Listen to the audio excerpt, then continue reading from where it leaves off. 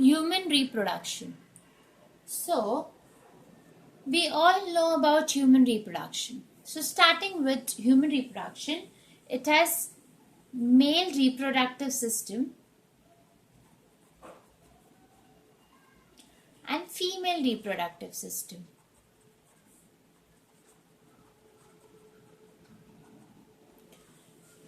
So, coming on to male reproductive system includes a pair of testes along with accessory ducts, glands, and the external genitalia.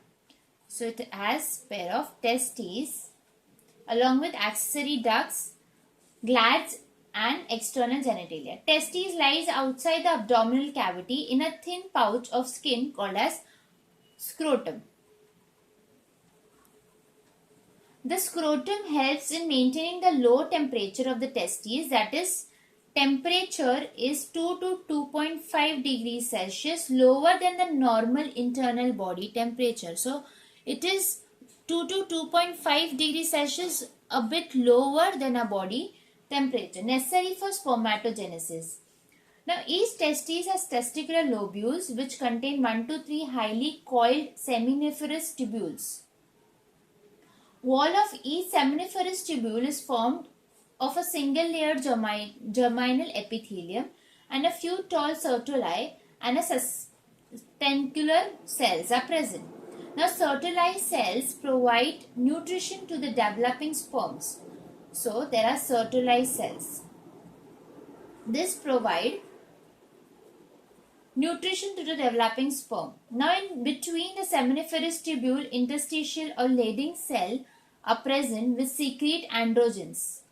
So, they secrete androgens. That is a male sex hormone. So, androgens are nothing but a male sex hormone. Example, testosterone.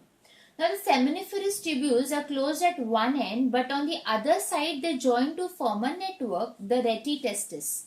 So, the retitestis.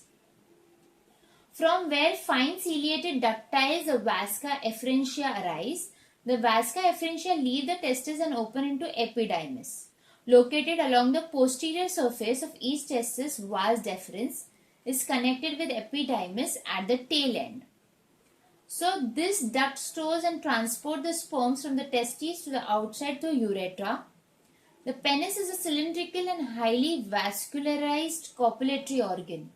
The enlarged end of penis, called the glans penis, is covered by a loose fold of skin called prepuce or foreskin. So, it is called prepuce or foreskin. So, these are some main points on male reproductive system.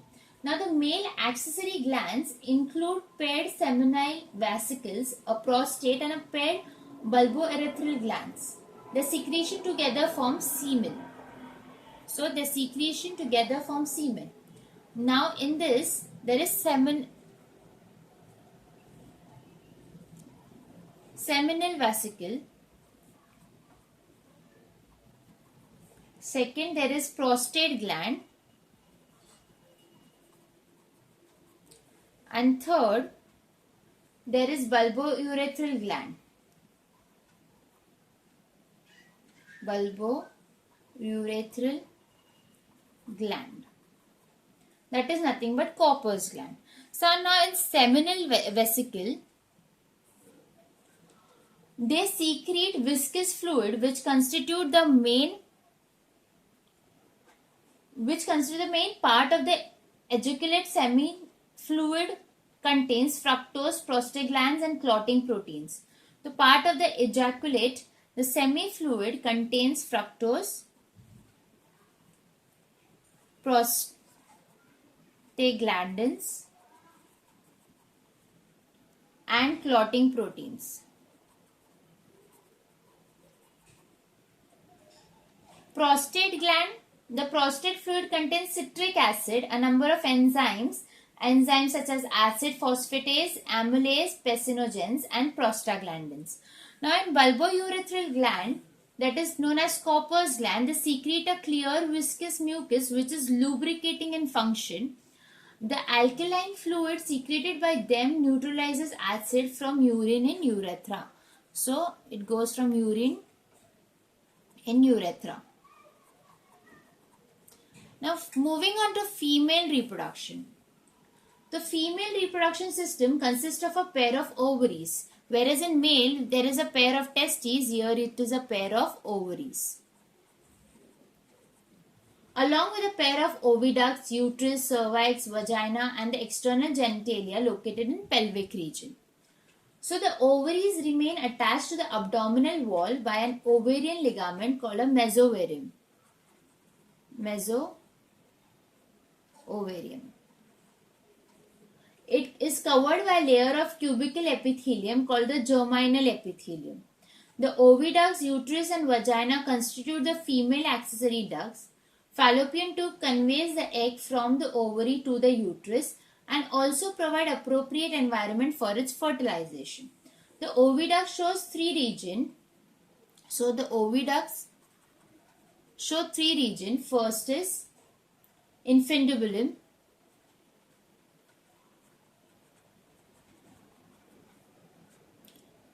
Second is ampulla.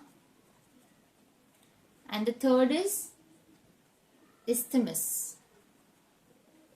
Now the uterus or a womb has a thick high vascular wall composed of three tissues. Outer peritoneal covering called as perimetrium. So outer covering is peri means outer, perimetrium. Middle thick smooth muscle layered called as myometrium. And inner mucous membrane known as endometrium. Inner means endometrium. Endometrium undergoes cyclic changes during different phases of menstrual cycle. Now the uterus opens in vagina through a narrow cervix. The cavity of the cervix is called cervical canal.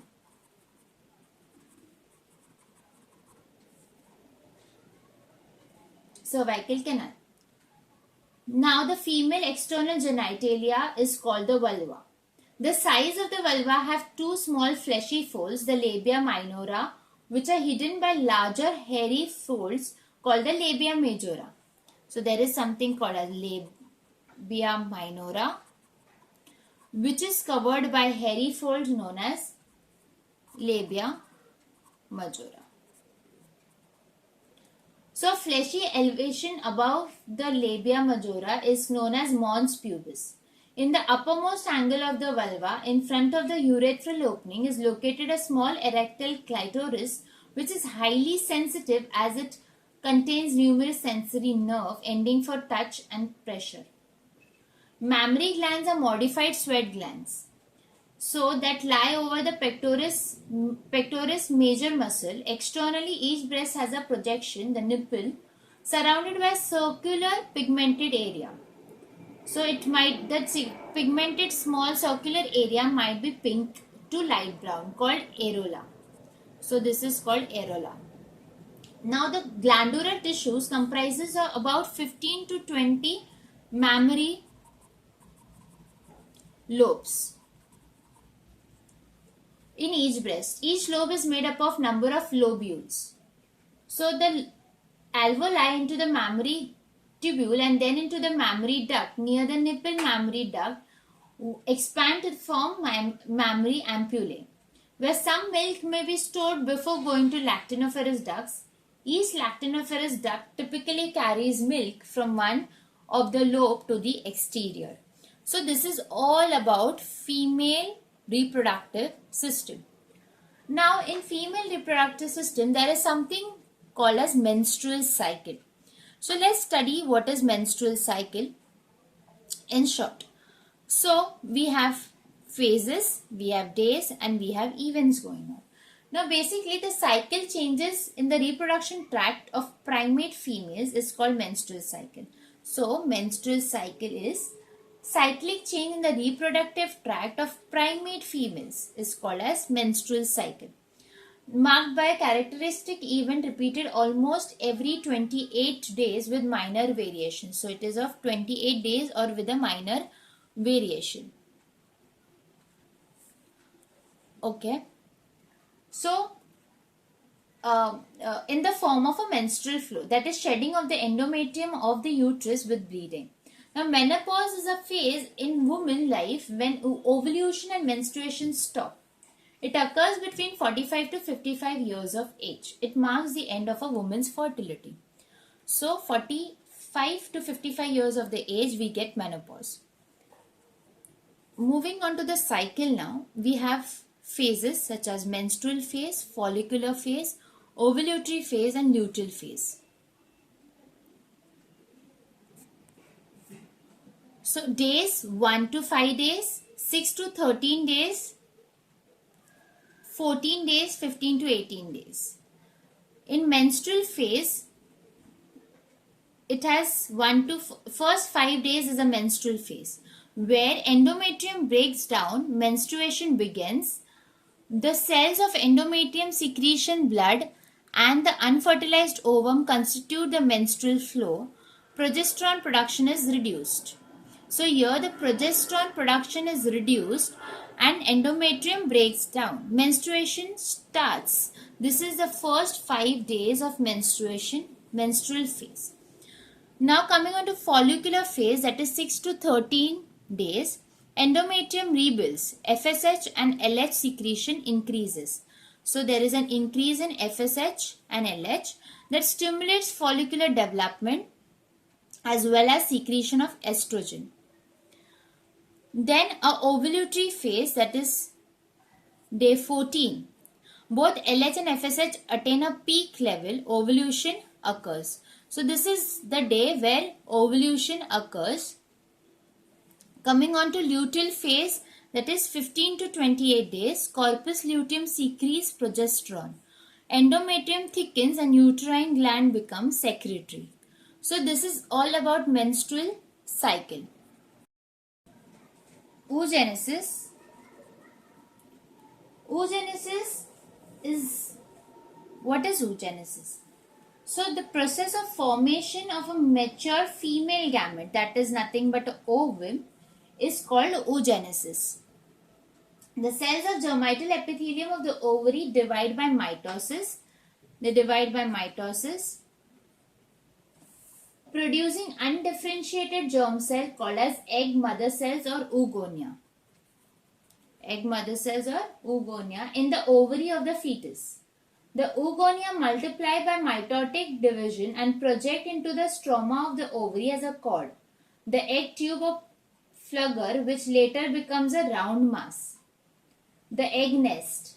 One cell in the egg nest grows and becomes a primary oocyte.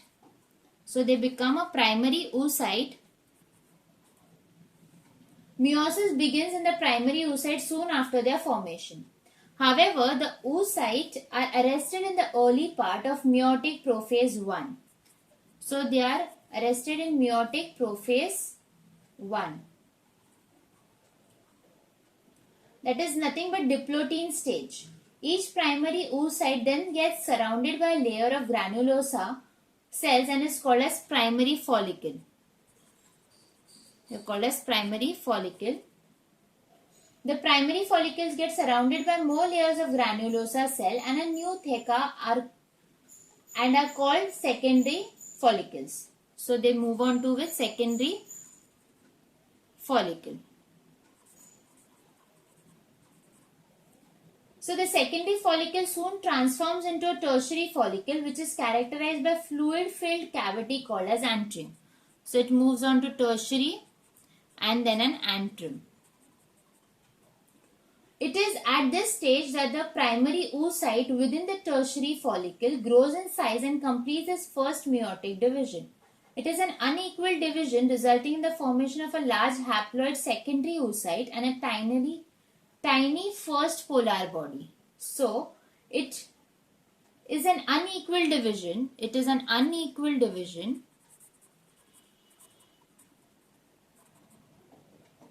It is in the formation of a large haploid secondary oocyte and a tiny first polar body. In the second maturation division, the first polar body which was there may divide to form two second polar bodies. They will form two second polar bodies. Okay. So the secondary oocyte again divides into unequal daughter cells and a large otid and a very small secondary polar body. The otid grows and a very small secondary polar body. This grows into a functional haploid ovum. It grows into a functional haploid ovum. So thus from one ogonium, one ovum and three polar bodies are formed. So from one ovum, what we get is one ogonium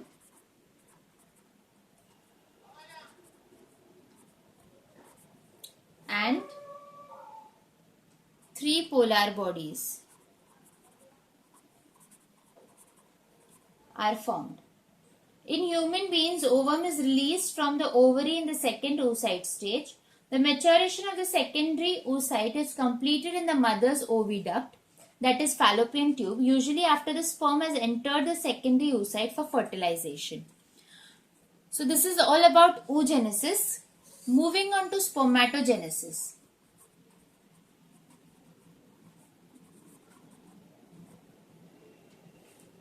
So the oogenesis was formation of a mature female gamete, that is ovum. Spermatogenesis is generation or formation of sperm, is known as spermatogenesis. It occurs in the seminiferous tubule of the testis. The seminiferous tubules are lined by germinal epithelium, which consists of a large primary or primordial germ cell. Now these cells undergo repeated mitotic division and produce large number of spermatogonia, that is 2n.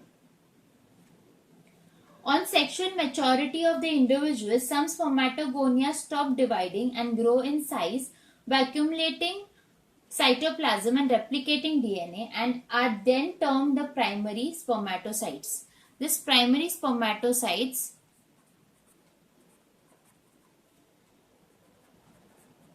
is 2n. Each primary spermatocyte which is diploid undergoes two successive maturation division. The first is reductional and or meiotic.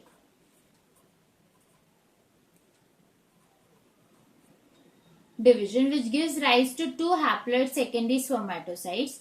This in turn undergo a quick second maturation division, which is an ordinary mitotic division, to produce a total of 4 haploid spermatids. So to produce 4 haploid spermatids. The transformation of spermatids into spermatozoa is called spermatogenesis. Sperms are finally released into the cavity of seminiferous tubule by the process of spermation. A typical mammalian sperm consists of a head. So, typical mammalian sperm consists of a head, neck, middle piece and tail. Middle piece and tail. So, head contains anterior small acrosome and posterior large nucleus. Acrosome is formed from Golgi body of the spermatid.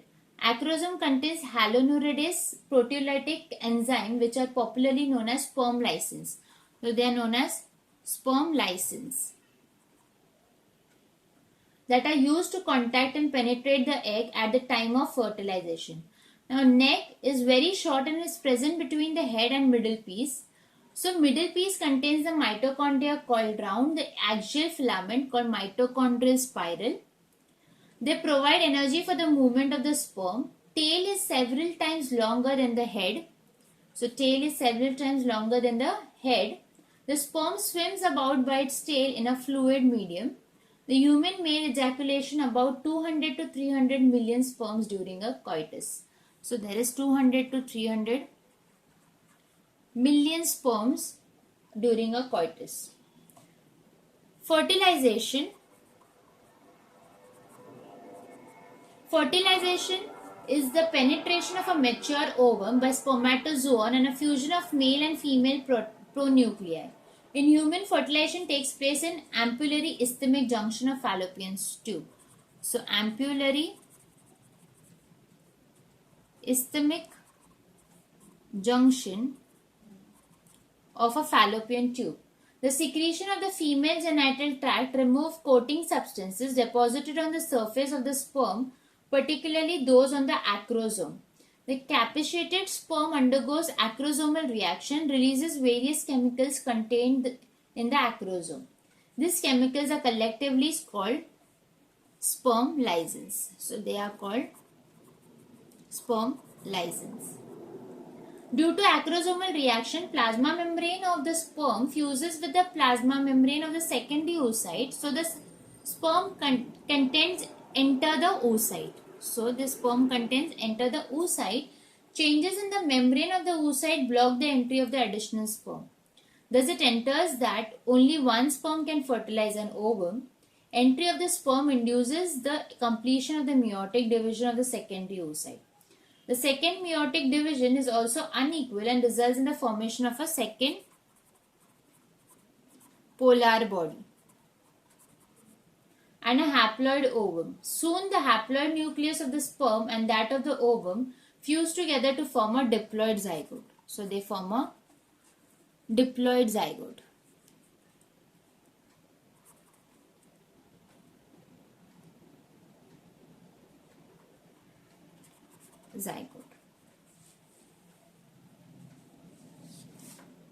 Now there is embryo development and pasteurization.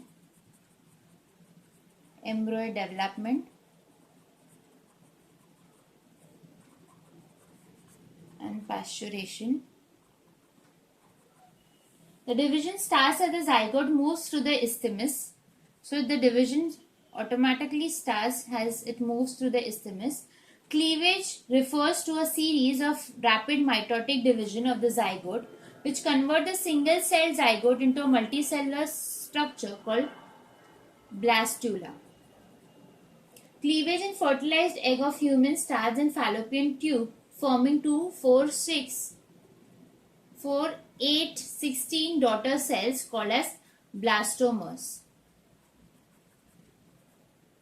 Embryo with 8 to 16 blastomeres is known as morula,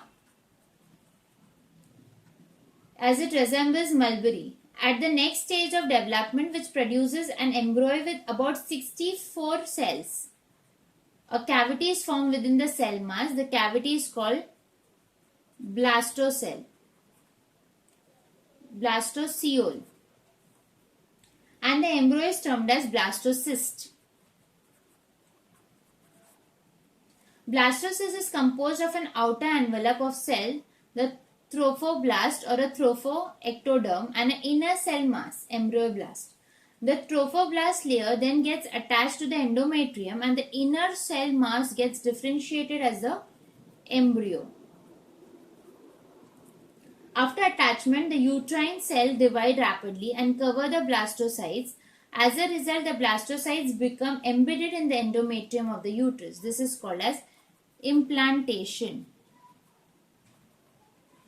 And it leads to pregnancy. Now, zona pellucida prevents the implantation of the blastocyst at an abnormal site. The cell of the trophoblast helps to provide nutrition to the embryo and later form the extraembryonic membrane, namely chorion and amnion. After implantation, finger-like projection appear on the trophoblast called as chronioic villi.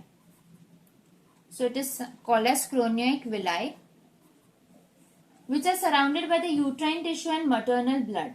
The chronioic villi and uterine tissue become interdigited with each other and jointly form a structural and functional unit between developing embryo and maternal body called as placenta. So there is placenta. Placenta acts as a barrier as well as an ultrafilter between fetus and a mother. So placenta is a ultrafilter between fetus and a mother. It is a ultrafilter.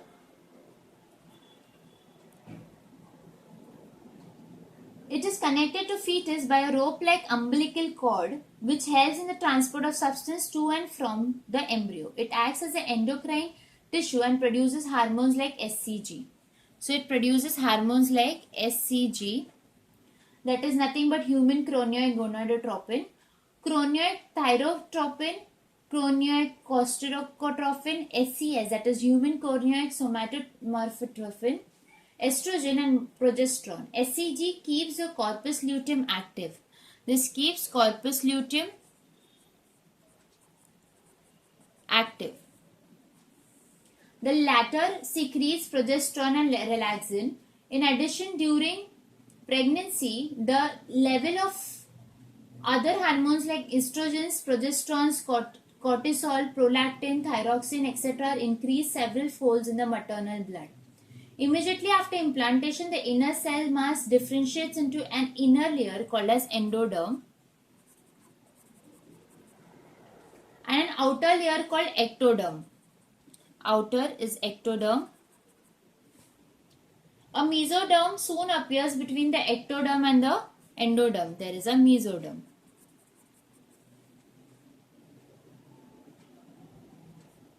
Structures formed by these germ layer are ectoderm, mesoderm, endoderm. Now, ectoderm, epidermis of skin gland, hair, nail, nervous system, medulla of adrenal gland, posterior and intermediate lobes of pituitary gland, pineal gland, eye lens, internal ear and nasal epithelium. Mesoderm, dermis of skin, muscle, connective tissue, peritoneum, kidney, cortex of adrenal gland, gonads, urinary and reproductive duct, heart, blood and lymph vessels and spleen are of mesoderm. Endoderm are gastric and intestinal glands, tongue epithelium, liver, pancreas, anterior lobe of pituitary gland, thyroid gland, parathyroid gland, thymus gland, lining of trachea are all coming under endoderm. After 1 month of pregnancy, the embryo's heart is formed. So, after 1 month of pregnancy, embryo heart is formed. By the end of the 2nd month of pregnancy, the fetus develops limbs and digits. By the end of 12 weeks, that is the first trimester, most of the major organs are formed. The first movement of the fetus and appearance of hair on the head are usually observed during the 5th month.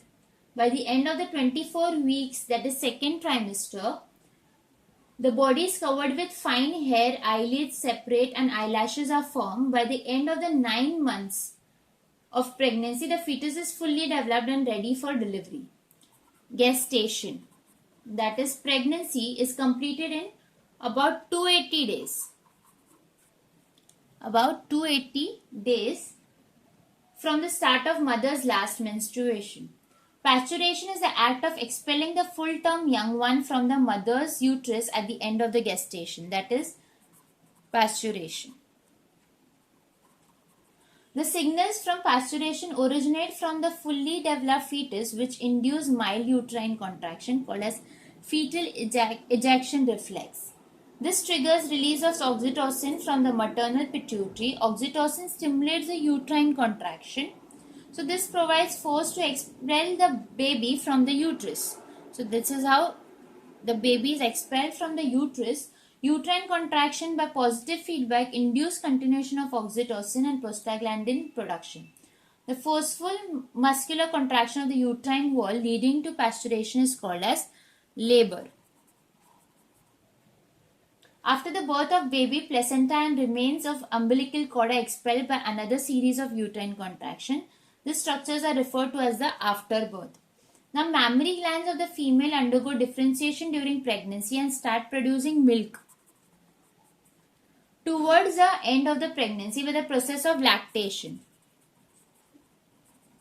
This helps the mother in feeding the newborn. The milk produced during the initial few days of lactation is called colostrum.